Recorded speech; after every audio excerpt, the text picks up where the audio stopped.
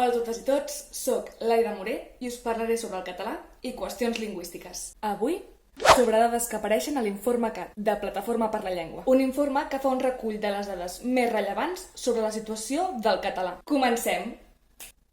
La situació de la llengua és una lluita compartida, però en un context desigual i únic a cada territori. Per exemple, pel que fa a l'ús del català en el cercle d'amistats, dades de l'any 2018. A la Franja de Ponent l'utilitzaven un 62% dels ciutadans, a Andorra un 54%, en canvi a l'Alguer un 19% i a la Catalunya Nord un 8%. Al País Valencià s'ha calculat que en 10 anys l'ús del valencià ha caigut 10 punts, amb un 33,2% de ciutadans que no el parlen mai. A més, a Catalunya i les Illes, més del 70% dels ciutadans canvien de llengua quan el responen en castellà. Aquestes dades demostren que el retrocés lingüístic del català és una realitat. De tota manera, també trobem bones notícies. Per exemple, el 92,3% dels algueresos voldrien que els alumnes aprenguessin català a l'escola. I a les Illes, més de 100.000 nouvinguts han après a parlar català en els darrers 10 anys. Malauradament, la discriminació lingüística dels grans estats és un pal a la roda per evitar aquest retrocés. Cal tenir en compte